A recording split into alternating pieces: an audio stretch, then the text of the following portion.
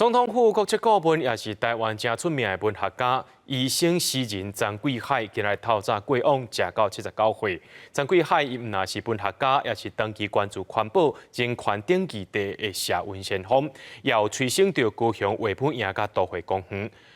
这个总统赖清德和高雄市长陈其迈和艺文界朋友也拢讲真唔甘。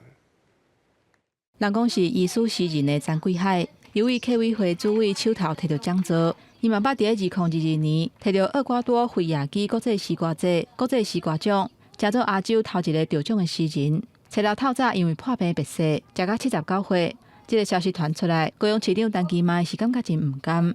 社运像卫武营自然公园以及保护高屏溪、柴山等这些生态环保的议题，他都不遗余力。知道他病情不好啦，但是不知道他什么时候走的了。真所的铁门拖落来，厝边斗讲张贵海真亲切，伊毋但是医师、文学家，嘛是台湾社运界的先锋。我妈妈定下讲张医师真所的门若拖下来，就走出去做社会运动那我觉得这个是我定下自细汉听的代志然后慢慢长大发现真是这家尼亚这个代志。音乐家陈心怡，伊手很诗集，少年一个若像老师嘛像朋友的诗人。张贵海家己的人生，也佮有对故乡的感情等等，放伫伊的作品内底。甲台湾的价值、甲客家文学的景，也伫咧读者的心中。不能发表的作品都到我们这边来，所以当时有一句话说：你如果做作品，你的小说诗到文学界不能发表，看台湾没有一个叛逆敢发表。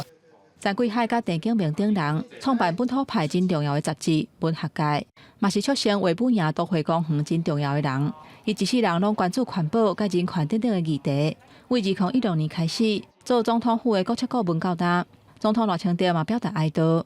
伊讲张贵海行医救人，帮助弱势，也佮有伊爱台湾的精神，会永远甲台湾人徛做伙。